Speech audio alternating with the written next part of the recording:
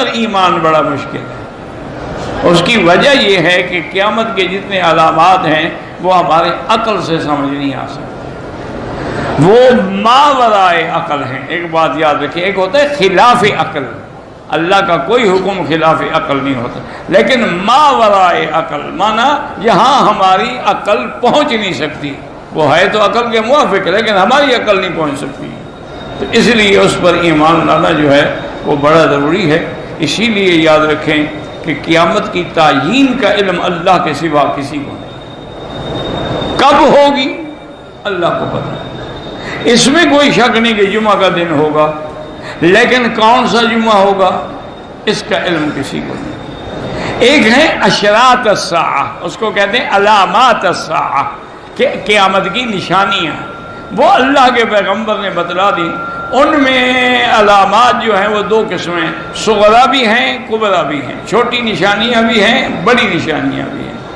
اور اب مفسرین اور محدثین کہتے ہیں کہ جتنی چھوٹی نشانیاں حضور نے فرمائی وہ سب پوری ہو گئی ہیں، اب صرف بڑی نشانیوں کا انتظار ہے۔ چھوٹی نشانیوں میں جیسے کہ حضور نے فرمایا تھا کہ یہ بھی علامات قیامت میں ہے کہ ایک بچہ جو ہے وہ دوستوں کا بڑا فرما بردار ہوگا لیکن والدین کا نافرمان ہوگا، یہ بھی علامات قیامت میں سے ہے۔ اسی طرح حضور نے فرمایا یہ بھی علامات قیامت میں سے ہے کہ آج وہ لوگ جو بکریاں چرانے والے ہوتے تھے، آج وہ جب کہ آخر وقت آئے گا تو قیامت سے پہلے حفاتن عراتن یعنی پاؤں ننگے سر ننگے بکریوں کے چرواہے یتطاولون فی البنیان، بلڈنگوں کی بلندی میں فخر کریں گے۔ وہ کہے گا میری بلڈنگ اونچی، وہ کہے گا میری بلڈنگ، آج دیکھ لیں بن رہی ہیں ساری، ایک دوسرے کا تقابل اور مقابلہ ہو رہا ہے۔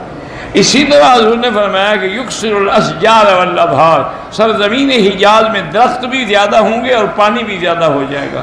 اب 20 سال پہلے تو کوئی درخت نظر ہی نہیں آتا تھا، تو یہ بھی سب علامات قیامت میں ہے۔ اور اسی طرح حضور پاک صلی اللہ علیہ وسلم نے فرمایا کہ نعوذ باللہ زنا عام ہو جائے گا، یتحارج الناس کما یتحارج الحمر، لوگ ایسے زنا کریں گے سڑکوں پہ کھڑے ہو گئے جیسے گدھا گھوڑا کرتا ہے، یعنی ان میں کوئی شرم باقی نہیں رہے گی۔ تو یہ ساری نشانیاں تقریباً گزر گئی ہیں، اب بڑی نشانیاں باقی ہیں۔ بڑی نشانیوں میں کیا ہے؟ خروج الدابۃ من جبل الصفا، کہ جبل صفا سے ایک جانور نکلے گا، یتکلم، وہ انسانوں کی طرح بات کرے گا۔ اسی طرح حضور پاک نے فرمایا کہ امام مہدی آئیں گے، امام مہدی جو ہے فرمایا ان کا نام میرے نام پہ ہوگا، ان کے باپ کا نام میرے باپ کے نام پہ ہوگا، ان کی ماں کا نام میری ماں کے نام پہ ہوگا، یعنی محمد ابن عبداللہ اور آمنہ، اور میری نسل سے ہوگا، قریش سے ہوگا، اور ما بین الرکنین، حجر اسود اور رکن یمانی کے درمیان میں کھڑے ہو کے اعلان کرے گا۔ یہ وہ مہدی نہیں ہے جو شیعہ نے بنا رکھا ہے، وہ تو ایک جھوٹی بات ہے، انہوں نے تو جھوٹ گھڑا ہوا ہے کہ جو مہدی جو ہے وہ سرندیب کی غار میں چھپا ہوا ہے، اور مصحف فاطمہ بھی اس کے پاس ہے، اور وہ قرآن جو ہے وہ 70 ہاتھ لمبا ہے۔ یہ سب جھوٹی روایات ہیں جن کی کوئی حقیقت ہی نہیں۔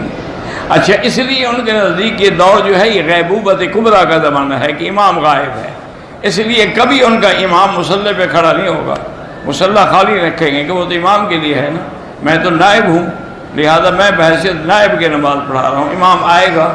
اب اللہ عالم وہ کب آئے گا؟ جب دنیا فنا ہو جائے گی۔ ہم نے تو کہا بھی سمجھوتا کر لو ہمارے ساتھ کہ آج آپ ہمارے امام کو مان لیں، ہمارے نبی کو مان لیں، ہمارے قرآن کو مان لیں، جب تمہارا قرآن آئے گا ہم مان لیں گے۔ وہ یہ سمجھوتے پر بھی تیار نہیں۔ اچھا، بھی وہ مہدی کہتے ہیں ہے کون؟ کہتے ہیں حسن عسکری کی اولاد ہے۔ حسن عسکری فرماتے ہیں میری تو اولاد ہی کوئی نہیں ہے، تو لہذا وہ مہدی تو جھوٹ ہے، لیکن جو سچا مہدی ہے جس کی حضور نے خبر دی ہے وہ آئے گا۔ اور پھر حضور نے فرمایا کہ پھر ان بڑی علامات میں یہ بھی ہے کہ حضرت عیسیٰ ابن مریم آسمانوں سے اتریں گے۔ ینزل عیسیٰ ابن مریم علی منارۃ شرقیہ بیضاء دمشق، دمشق میں مسجد کے مینارے پہ اتریں گے، اور اس کے بعد وہ امام مہدی مصلی پہ کھڑے ہوں گے۔ جب ان کو دیکھیں گے تو پیچھے ہٹنا چاہیں گے، وہ کہیں گے اللہ رسول کا کھڑے رہو، آج میں تمہارے پیچھے نماز پڑھوں گا، میں نبی بن کے نہیں آیا، میں محمد مصطفیٰ کا امتی بن کے آیا ہوں، میں نے حضور صلی اللہ علیہ وسلم کی شریعت پہ چلنا ہے۔ حضور نے فرمایا وہ آئیں گے اور 40 سال آپ زندہ رہیں گے اور آپ ہی دجال کو قتل کریں گے. یقتل الدجال ویکسر الصلیب ویدع الجزیہ، اور جزیہ بھی ختم کر دیں گے. یا اسلام یا تلوار. یملأ الارض عدلا وقسطا، زمین کو انصاف سے بھر دیں گے. ثم یتزوج، پھر شادی بھی فرمائیں گے. اور اس کے بعد فرمایا ثم یموت ویدفن فی روضۃ النبی صلی اللہ علیہ وسلم، پھر ان پہ موت آئے گی اور وہ بھی حضور کے روضے میں دفن ہوں گے. تو اب علامات قیامت میں بڑی نشانیاں، بعض نشانیوں کا تعلق آسمان سے ہے، بعض نشانیوں کا تعلق زمین سے ہے، بعض نشانیوں کا تعلق پہاڑوں سے ہے. جیسے اللہ نے فرمایا اذا السماء انشقت وأذنت لربها وحقت. اسی طرح فرمایا اذا الشمس كورت وإذا النجوم انكدرت وإذا الجبال سيرت وإذا العشار عطلت. اور اسی طرح اللہ پاک نے فرمایا کہ یہ زمین جو ہے یہ بھی پھٹ جائے گی. یوم تنشقق الارض، زمینیں پھٹ جائیں گی، آسمان پھٹ جائیں گے، ملائکہ اتر آئیں گے. تو یہ سب علامات قیامت میں ہیں. انہی میں سے یہ آیت مبارکہ یوم نطوی السماء کطی السجل للکتب، آسمان کو ایسے لپیٹ دیا جائے گا جیسے کاغذ لپیٹا جاتا ہے. اللہ نے فرمایا کما بدأنا اول خلق نعیدہ، جیسے ہم نے پیدا کیا اسی طرح ہم اس کو فنا کر کے پھر لوٹائیں گے. وعدن علینا، اللہ پہ کچھ بھی واجب نہیں ہوتا لیکن اپنی مہربانی سے وہ فرماتے ہیں کہ مجھ پہ وعدہ ہے، واجب ہے، حالانکہ اللہ پہ کچھ بھی واجب نہیں. لا یسأل عما یفعل وهم یسألون، اللہ سے کوئی نہیں پوچھ سکتا، اللہ تعالیٰ سب سے پوچھیں گے لیکن اللہ کی ذات سے پوچھنے والا کوئی نہیں. اللہ نے فرمایا یہ جو کچھ ہم نے فرمایا یہ ہم کریں گے، ہو کے رہے گا، قیامت آئے گی. ان الساعۃ آتیۃ لا ریب فیہا، قیامت آنے والی ہے جس میں کوئی شک نہیں ہے. اسی طرح اللہ کے قرآن میں فرمایا یسألونک عن الساعۃ ایان مرساہا فیما انت من ذکراہا الی ربک منتہاہا. اور دوسری جگہ دے یسألونک عن الساعۃ، میرے محبوب آپ سے پوچھتے ہیں کہ قیامت کب ہوگی. قل انما علمها عند اللہ، اللہ کو علم ہے.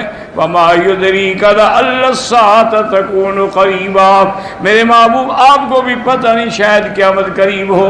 تو بہرحال قیامت کا علم جو ہے وہ اللہ کے سوا کسی کو نہیں. هي الحلقات تحفظني بآيات من القرآن، هي الحلقات تملأني بحب المصطفى العدنان، هي الحلقات تحفظني بآيات من القرآن، هي الحلقات تملأني بحب